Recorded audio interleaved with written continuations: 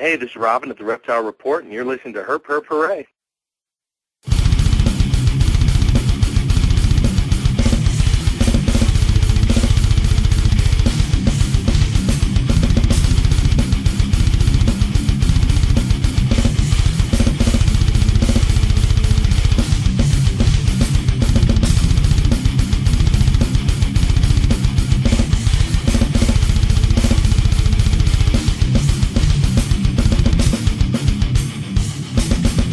It says here we should work in teams. I tend to think of myself as a one-man wolf pack. You are about to enter Information Overload, a worldwide transmission with Herp Herp Hooray's featured Breeder of the Week. Here's your host, Jason Rossi. I would like to welcome you back to Herp Herp Hooray, a weekly worldwide transmission. I'm your host, Jason Rossi. We are simulcasting on RossiReptiles.com, Buzzsprout, and don't forget to subscribe and download us on iTunes. This week's featured breeder of the week has taken YouTube to another level with all his informative videos. I look to him as a leader in the reptile community. He also has a few world first ball python combos under his belt. We are honored to have Justin Kobelka from J. Kobelka Reptiles with us this week as our special guest. Justin, welcome to Herp Herp Hooray. Yeah, hey, thanks for having me on. I appreciate it. Thanks for coming out and taking time out of your schedule and talking with us. No problem. So tell us about this JKR gear. Yeah, JKR gear is it's something I've wanted to do for a really long time, and just finally kind of come to the having the right products to offer.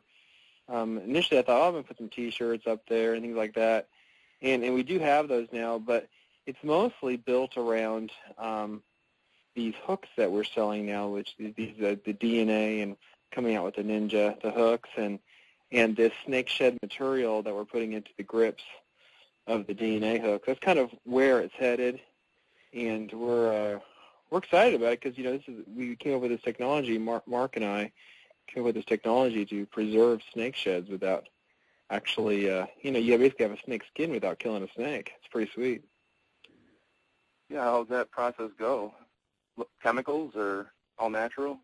Well, it's not all natural. There are some some different layering and such involved. It's a proprietary thing. We just had it patented, so I can't go into all the details. But it is the cool thing is it goes in like a colorless, lifeless shed, like you see from any of your snakes, and it comes out with color back, and it's extremely strong and durable. You can pull it, you can try to rip it, you can do anything. It's just like actual snake skin, preserved skin. It's an amazing product. Yeah, it is, and it's awesome that you're giving back to the community. Donating back. Yeah, well, I hope it gets the conservation message out there. All right. Well, I've been watching your videos since we started out. It's information-packed footage you have there. I really appreciate what you're doing. Yeah, no problem. That's awesome. So Morphs 101, it's a great resource. Did I read the Morphs 101 last video? Did I read that right? Yeah. Which one? Latest and current. So are there going to be more of them, or was that the last one? No, there'll be lots more. Okay, great. There'll be lots more. I haven't got around to it. I tell you, the more things I have, the less videos I do, which makes everybody more frustrated with me. But it's a lot easier to make videos when you have a smaller collection. That's kind of what I run into, is just finding the time and then finding a cameraman to hold the camera. That honestly is probably the hardest part, to find someone to actually help me with it. But no, I really love doing the videos. It's a lot of fun. Yeah, and the JKR Pro Tips, man, they're just that awesome resource. Yeah, they're a lot of fun to do, for sure. Sure. All right, so the world's first Firefly Clown with Infinite Designs. Why don't you tell us about that?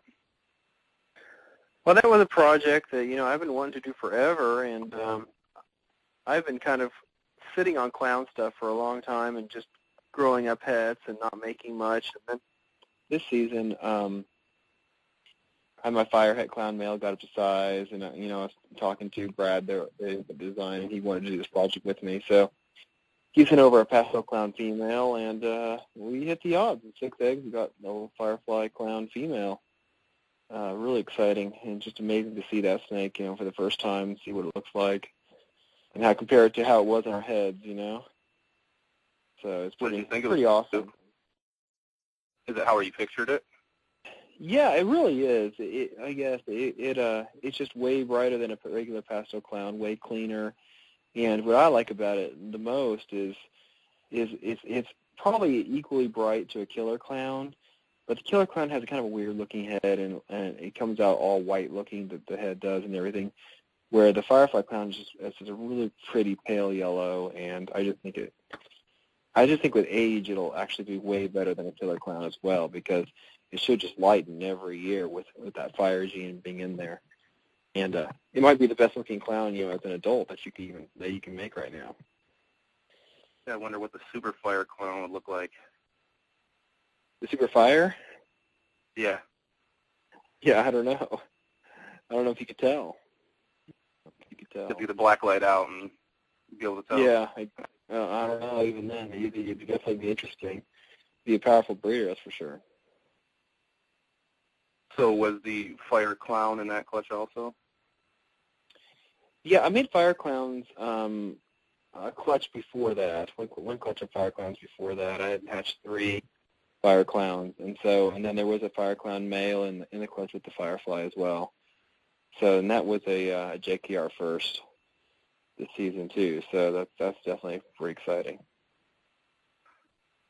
Yeah. So you also have a world's first Firefly pied ball, right? Yeah, that hatched about 2 weeks after the Firefly clown. Got the Firefly pied, which I've been trying for that forever. 3 years in a row, I've just completely missed the odds. And this year, I didn't even think my female was going to go, and I was pretty much discounted it. And then suddenly, I got 4 eggs from that project, and got a little male Firefly clown out of it. It's pretty sweet little guy. Yeah, it's definitely got some nice bright colors to it. Yeah, and I like, it doesn't reduce the pattern on the pied, like some of the genes do. So you theoretically, this one's probably about, I would say it's relatively high white pied, but I think you can get them, with any amount of color, which I really like the low white pieds personally. So I think it's a good, Fire's a great gene to have into the pieds. Yeah, I'm right with you there on the low white pied. I like the pattern in it there for when you're going to do the combos, so at least you can see what it is. Yeah, if you're going to put all these genes in there, you got to be able to tell what they are, and that's the downside to the like the spider pied and all that, because you can stack 4 genes, and it won't necessarily affect that little spot of color on the head. You won't even know what you have, for sure. So there's certain things that just work better than others. So why don't you tell us about your killer pumpkin pied, the Super Pastel Yellow Belly pied? How long did it take you to produce that? Oh, boy, man. I made the first pumpkin pies, I want to say, almost 3 years ago. And it's taken me a while, and the thing is I really took a long shot this year.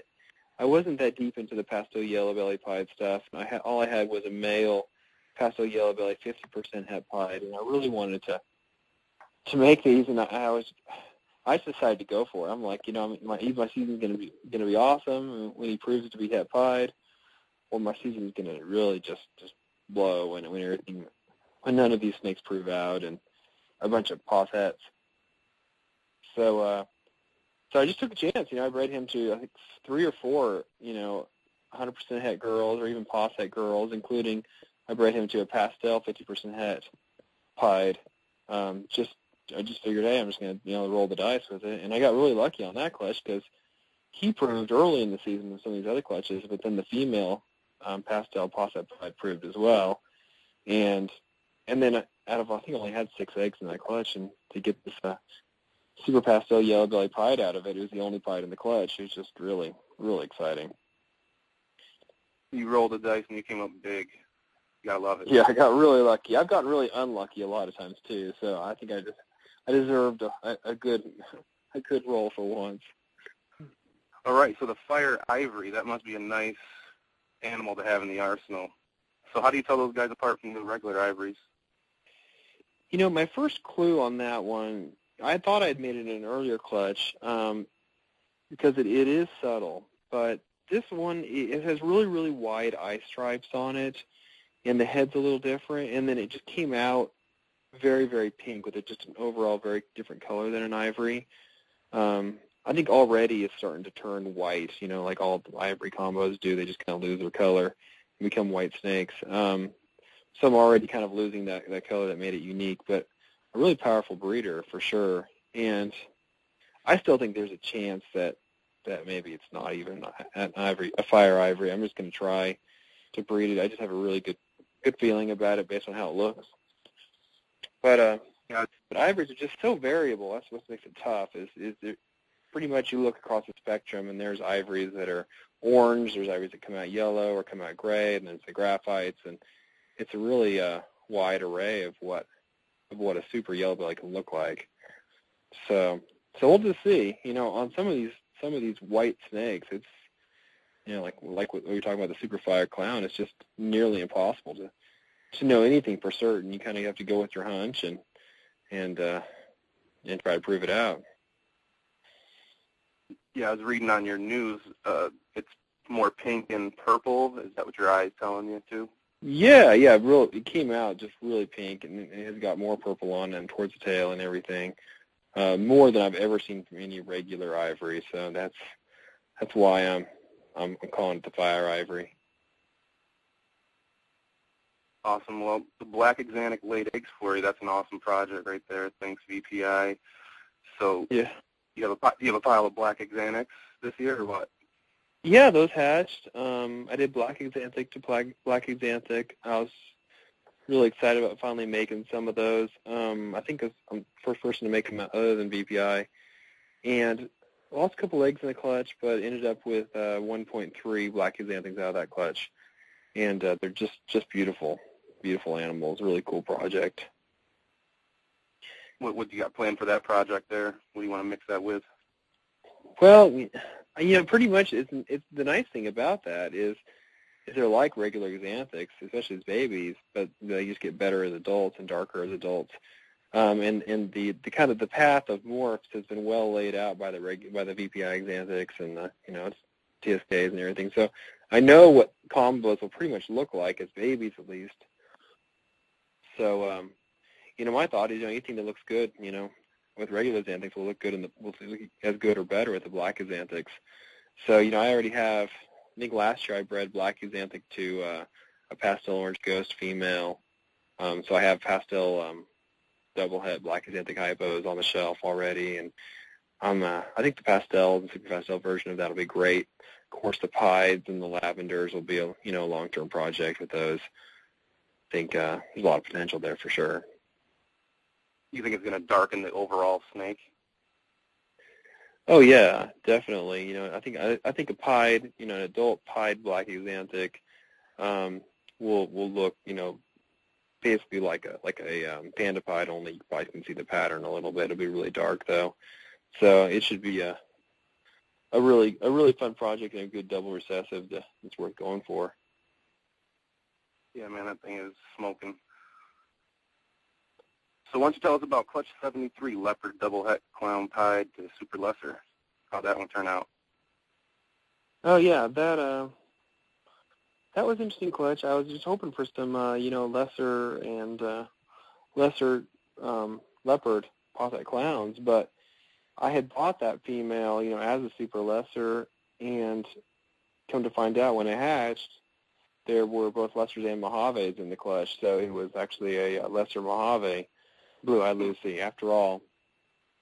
So yeah, I ended up with I think a leopard Mojave posset clown pied and 3 lessers, I think, or something like that in the clutch. So definitely, I wasn't upset or even disappointed about it, just because it's good to have a super gene that throws 2 different traits, which is kind of cool to see lessers and Mojaves in the same clutch. So does it trick out the pattern? They look the same. What's that? Does it trick out the pattern like it does the lesser leopard or leopard lessers? Yeah, they've been variable. I've seen a few leopard Mojaves that are really striped, just like the lesser leopard is. Mine ended up having more of like a web pattern to it, and it's really unique. I've seen a couple like mine as well. So I think it's variable. It seems like the leopard stuff is a little bit unpredictable as far as what it'll do. I really love that though, because it's rare that you see, when a new pattern morph comes along, it gives you the ability to take every morph out there and every combo out there and make it look different. And basically, it's like opening a whole nother window of potential on the ball python morphs. I think that's just amazing. I love the leopard gene. That webbing might be a Posset clown trait. Yeah, it's certainly good, and it's also, it's up for debate, but I personally think that leopards are het pied. It's a version of the het pied gene, so I think het pied anything tends to be kind of a little wacky looking too, so that could certainly be a part of it. So those, going back to the firefly clown, sorry about that. How are those coloring up? Are they gaining some size? Yeah. Changing a lot? Really good. Yeah, definitely getting better already, I would say. The firefly clown, she shed a couple times now, and I think she looks way better than when she hatched already. And fires typically kind of come into their color after the first year, more or less. So I'm looking forward to seeing her in a year, for sure. We'll breed her a bumblebee clown, something like that to her. In a couple of years, it should be amazing to see what all comes of that. That was my next question. What do you have planned for? You already answered it. So, yeah, that's one thing. Yeah. Yeah. Well, so what else? Well, the big clown thing that's happened over here, and as cool as the firefly clown is, I'm really, really excited about the leopard clowns more than anything. I just hatched my first 2 of those, and that's a really cutting edge project, because it takes the clown and it just really tricks it out in a neat way, and it adds this bold contrast and color to it while reducing the pattern. I just think that having that leopard in there with future clown combos will really kind of revolutionize all the neat things that can be done with them. It'll just bring that bold pattern back where some of the clown combos are kind of losing the pattern. It'll bring it back and add a neat contrast to it. Awesome. I didn't even see that on your webpage. Yeah, I don't think I have it on my news page, but it's on the Clutch record. It's a really exciting. That's one of the most exciting projects for me this year, I think, is just that leopard clown stuff. And I have a Clutch and incubator for pastel leopard clowns, which will be, to me, I think will be the big thing I hatch this year if I manage to get them. Please break the news on the website. We want to see it. Yeah, no problem. I'll be telling everybody. Believe me. So, do you vend any reptile shows? I haven't really vended any shows. I did Atlanta. Atlanta's my backyard show. It's right here, an hour away from me. I did that about a year ago. In fact, almost exactly a year ago. But I haven't done any major shows now in probably 5 years, almost. I used to do Daytona and a few of the other bigger shows, but honestly, I really, really dislike doing the shows. I mean, I love talking to the people. I just hate moving my animals all over the country, and the frustration of taking them out of the tub, taking them down there, putting them on a table for 2 days, and bringing them back, putting them back in a tub, and then doing it all over again. So most of my business is online, 99% of it, and it's doing really well there. I've just kind of focused my business on the online space, and it's worked out well because I still sell out every year and don't actually have to. I still go to the shows, I just don't vend them. So what's your favorite show overall?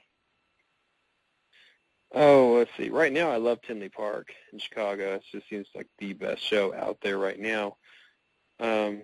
Daytona's a fun show because of you get the Florida crowd, and it's right there on the beach. That's hard to take that, to beat that almost anywhere. But it is a more regional show now. You don't have quite the same number of people flying in. But definitely Tinley Park is the one I'm looking forward to here in a couple weeks, and it's the one that seems to be the big show where everybody brings their best stuff. It's late enough in the year where all the cool stuff's hatched. it's the one I recommend for anybody who's going to go to one show a year. What one male or female, what gene actually are you adding next to the collection? Boy, it's a tough one.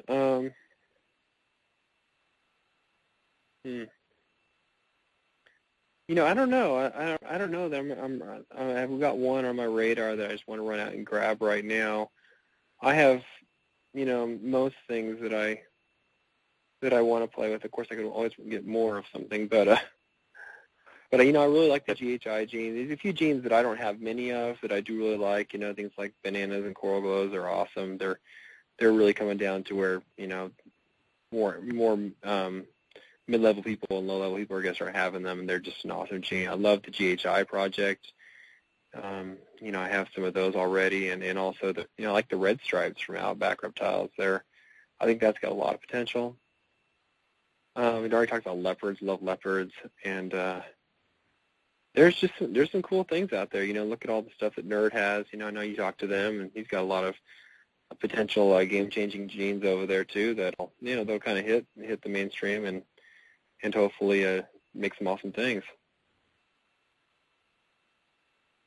So you also have Viper tracking software. Why don't you tell us about that?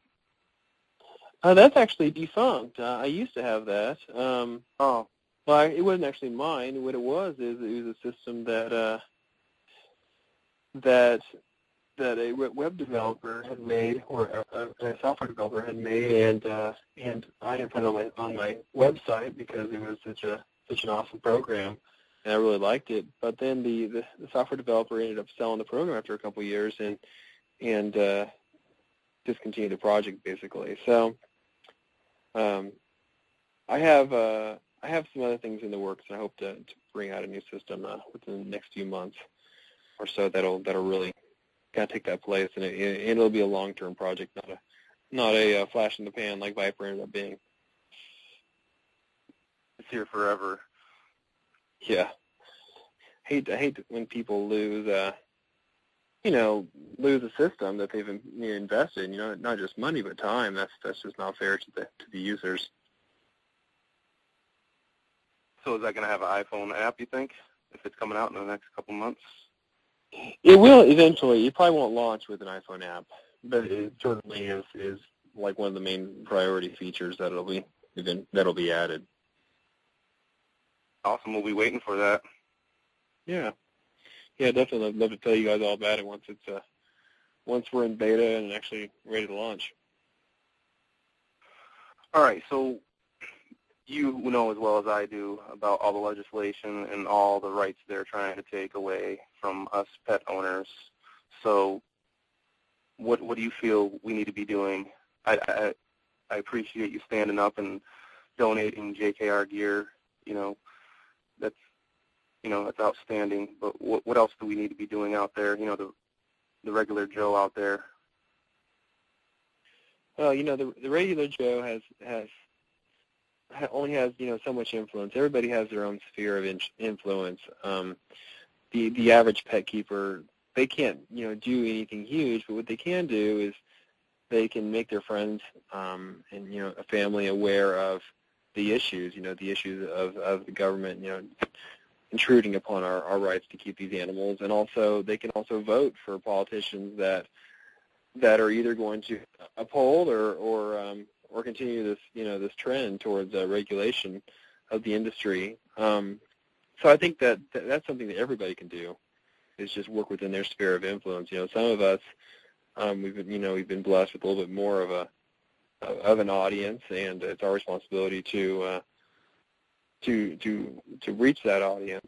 But, you know, really, I think long term, all you can really do is make good impressions, teach people the truth about the animals, the truth about, you know, the supposed risks that are actually out there, and then vote for politicians that also kind of share those values of limited government interference. And so that's really all we can do at this point, I think. And then, of course, the U.S. ARC is their sphere of influences goes all the way to the top, and everybody should be supporting U.S. ARC as they get down in the trenches there in Washington and actually work with the current officials educate them about what's going on. Right on, man. It's not going to change unless we change it ourselves. Yeah, well, that's the truth. We're way outnumbered. That's why the education comes in, because then that's the reason why it's easy to make legislation against snakes. Is there's a lot of us, but there's a lot more people who are scared of snakes than like them, and we got to change that. Well, I think you're doing it in your videos, man. You need to get somebody in there and help you out down there in Georgia. Yeah, that's the truth. Come on down. Yeah, I know. I wish. I was down there at Fort Gordon about 16 years ago. It was a while ago. Okay. Gotcha. Not right next to Atlanta, but it was down there close enough. Right. Augusta down there. I'm sure you've heard of that. Oh yeah, I've been to Augusta a few times. It's a ways away from me. That's the hotter part of Georgia. Mhm. All right, Justin. Is there anything else you'd like to add in closing before we close? I don't think so. I appreciate you letting me come on and chat with you. It's been a fun time. I've enjoyed it. Yeah, man. It's like the same way here, man. Appreciate you coming out and taking time out of your busy schedule and talking with us and talking with everybody out there listening. Yeah, no problem. Thanks for having me on. All right, thank you. All right, remember to check out Justin's website, jacobelkareptiles.com. All right, that's going to do it for this week's episode of Her Purpuree. Don't forget to subscribe and comment on iTunes. And always, we're streaming live on herpurpuree.buzzsprout.com and rossyreptiles.com. Remember, tell your friends about us. Her Purpuree, out. This is Josh Harler from Cape Fear Constrictors. Listen to Her Purpuree Saturday nights at 10.